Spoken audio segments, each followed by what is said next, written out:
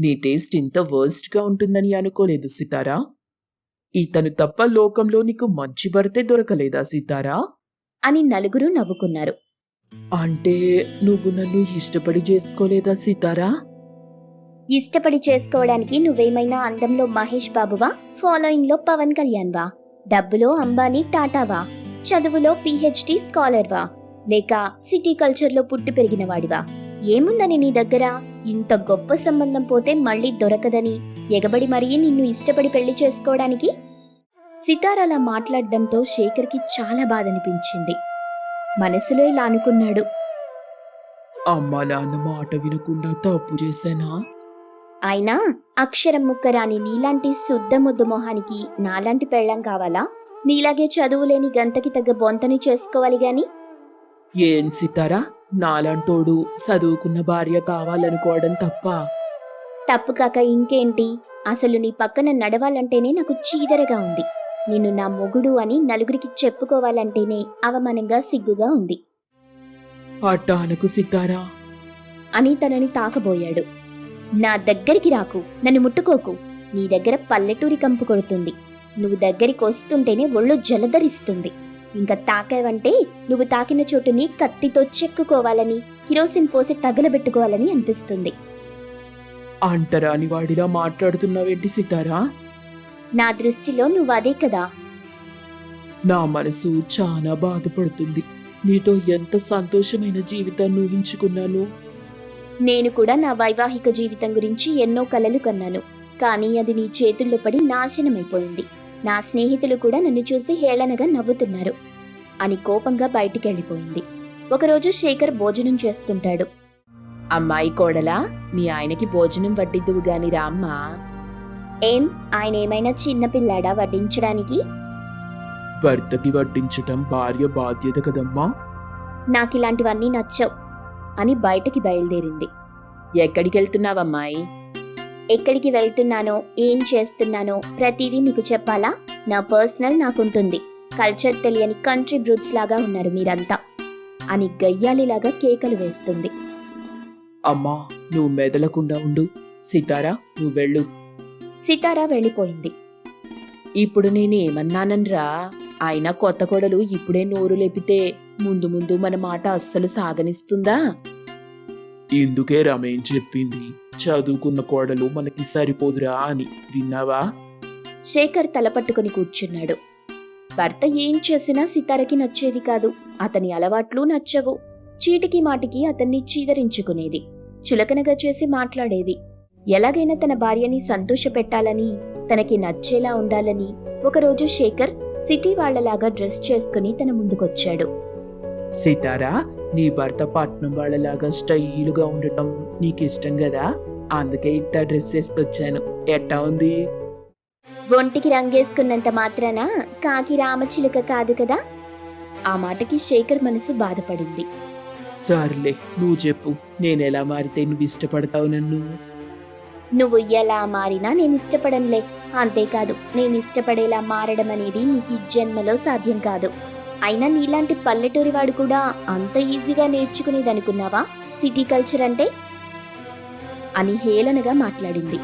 సితార ఎంత అవమానించినా శేఖర్ మాట కూడా అనేవాడు కాదు. ఎలాగైనా తన భార్య తనని ప్రేమించాలని, ఇష్టపడాలని ప్రయత్నిస్తూ ఉంటాడు. ఓసారి అనుకోకుండా సితార భర్తతో కలిసి పని మీద రావాల్సి ఉండడంతో అయిష్టంగా శేఖర్తో బయలుదేరుతుంది. అనుకోకుండా వాళ్ళకి సిటీలో వసుధ, మేఘన వాళ్ళ భర్తలతో ఎదురవుతారు. సితార హస్బెండ్ హాయ్ మిస్టర్ అని షేక్ హ్యాండ్ కోసం చేతులు చాచారు వసుధ హస్బెండ్ మరియు మేఘన హస్బెండ్. అలవాటు ప్రకారం శేఖర్ నమస్కారం అండి అని 2 చేతులతో నమస్కరిస్తాడు.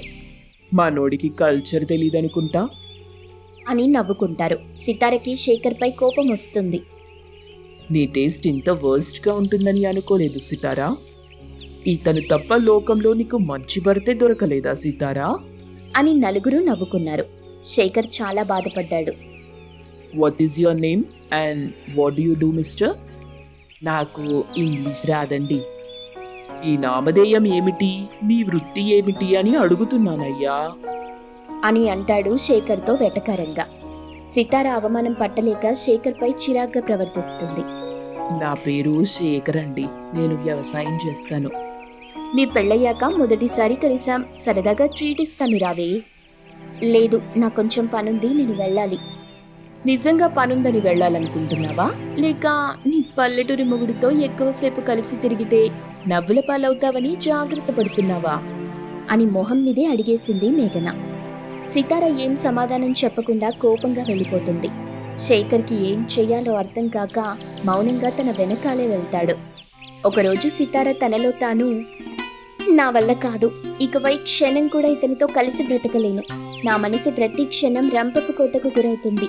విడాకులు తీసుకోవటమే మంచిది, అవసరమైతే ఒంటరిగా అయినా బ్రతుకుతాను అనుకొని నాకు విడాకులు కావాలి. ఆ ఒక్కటి మాత్రం అడక్కు సీతారా, నువ్వంటే నాకు చాలా ఇష్టం. నువ్వు లేకుండా నేను బ్రతకలేను. నీకిష్టం లేకుంటే నాతో మాట్లాడకు. నన్ను భర్తలాగా చూడకపోయినా పర్లేదు, కానీ ఈ ఇంటి కోడలిగా మాత్రం ఉండు, అది చాలు అంటూ బ్రతిమలాడాడు. సరే, నాకు ఇబ్బంది కలగనంత వరకే ఇక్కడుంటాను. అప్పుడు శేఖర్ తన మనసులో, ఏదో ఓ రోజు నీకు నాపై ప్రేమ పుట్టకపోతుందా, నీలో మార్పు రాకపోతుందా, దానికోసమే ఎదురు చూస్తున్నాను సీతారా అని అనుకున్నాడు. ఏంట్రా ఇది, నీ భార్య ప్రవర్తన ఏంటో, ఆవిడ గారి తీరేంటో మాకేమీ అర్థం కావట్లేదు. మాకు అర్థం కాకపోయినా పర్వాలేదురా, కనీసం నీకైనా అర్థం కావాలి కదా. నేను చూస్తూనే ఉన్నాను, నువ్వు ఒక గదిలో పడుకుంటున్నావు, నీ భార్య ఇంకో గదిలో పడుకుంటుంది. కొన్నాళ్ళు ఓపిక పట్టండి నాన్న, అన్నీ సర్దుకుంటాయి, తను మారుతుంది అని వాళ్ళకి నచ్చ చెప్పాడు. కానీ రోజురోజుకి సితార చీదరింపులు, అవమానాలు, గయ్యాళితనంతో ఆ ఇంట్లో ప్రశాంతత లేకుండా పోతుంది. సీతారా, సరే నువ్వు కోరుకున్నట్టే విడాకులిస్తానులే అని శేఖర్ చెప్పడంతో ఆనందంతో సితార కళ్ళు మెరుస్తాయి. శేఖర్ మొహం వాడిపోయి ఉంటుంది. సరే సరే, నేను లాయర్ని కలిసి డివోర్స్ రెడీ చేయించి తీసుకొస్తాను, నువ్వు సంతకం పెడితే చాలు అట్టాగే అని డల్గా అంటాడు. సితార తన ఫ్రెండ్ మేఘనాని కలవడానికి తన ఇంటికి వెళ్తుంది. అప్పుడు వసుధ కూడా అక్కడే ఉంటుంది. మేఘన ఏడుస్తూ ఉంది. వసుధ తనని ఓదారుస్తుంది. ఏయ్, ఆ పల్లెటూరి బయటతో నేను డివోర్స్ తీసుకోబోతున్నానే అని ఎగ్జైట్మెంట్తో చెప్తుంది సితార, మేఘన ఏడుపుని కూడా పట్టించుకోకుండా. మేఘన, వసుధ అయోమయంగా ఒకరి మొహాలు మరొకరు చూసుకుంటారు. తర్వాత సితార వైపు చూస్తారు. ఏంటే, ఏం రియాక్షన్ లేకుండా దేప్యం మొహాలు వేసుకొని చూస్తున్నారు? అప్పుడు గమనిస్తుంది సితార. ఏమైందే, ఎందుకు ఏడుస్తున్నావు? నా భర్త నన్ను మోసం చేసి వదిలేసి వేరే అమ్మాయితో రిలేషన్షిప్ మెయింటైన్ చేస్తున్నాడే. నాది కూడా సేమ్ సిచ్యువేషన్ సీతారా. చీటికి మాటికి అదనపు కట్నం కావాలని నా భర్త వేధిస్తున్నాడే. వాళ్ల మాటలు విని షాక్ అయింది సితార. ఈ చదువుకున్న వాళ్ళని అస్సలు నమ్మకూడదు. వీళ్లకంటే చదువులేని పల్లెటూరి వాళ్లే చాలా నయం. వాళ్ళకి సంస్కారం, జాలి, ప్రేమ, దయ ఉంటాయి. ఆ రోజు నీ భర్తని అవమానించి చాలా పెద్ద తప్పు చేశాం. వీఆర్ సారీ సితారా. అతనికి కూడా మా తరపున సారీ చెప్పు ప్లీజ్. అతనిలాంటి మంచి భర్త దొరకటం నిజంగా నీ అదృష్టం సితారా. నిన్ను హార్ట్ఫుల్ గా ప్రేమించే భర్తని చేసుకున్నావు. You are so lucky. ఆ రోజు కలిసినప్పుడు అతని కళ్ళలో అతనికి నీపై ఉన్న ప్రేమని, ఇష్టాన్ని, రెస్పెక్ట్ని చూసాం. మేమతన్ని హేళన చేసినా బాధపడలేదు, కానీ నువ్వు బాధపడుతుంటే తట్టుకోలేకపోయాడు. అది విని సితారలో శేఖర్ పట్ల రియలైజేషన్ మొదలైంది. గబగబా ఇంటికి వెళ్ళింది. హాల్లో శేఖర్, పార్వతమ్మ, పరంధామయ్య ఉన్నారు. అప్పటికే శేఖర్ తల్లిదండ్రికి తమ విడాకుల గురించి చెప్పేశాడు. విడాకుల కాగితాలు తెచ్చావా? నాకు సంతకం రాదు కదా, వేలి ముద్రేస్తాను, ఆ పేపర్లిటివ్వు. పార్వతమ్మ, పరంధామయ్య కోపంగా సితార వైపు చూస్తున్నారు.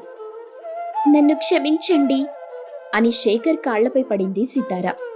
ఇన్నాళ్ళు మీ విలువ తెలుసుకోలేకపోయాను. మీ మనసుని చాలా బాధ పెట్టాను. నా తప్పు నేను తెలుసుకున్నాను. మీలాంటి భర్త దొరకటం నా అదృష్టం అండి. సితారలో వచ్చిన మార్పుకి చాలా సంతోషించారు శేఖర్, పరంధామయ్య, పార్వతమ్మ. చాలు సితారా, చాలు, ఈ మార్పు చాలు. జీవితాంతం నీకే కష్టం రాకుండా కళ్ళలో పెట్టుకొని చూసుకుంటాను అని భార్యని క్షమించేశాడు. ఆ రోజు నుండి భర్త మరియు అత్తమామలతో సంతోషంగా జీవించసాగింది సితార.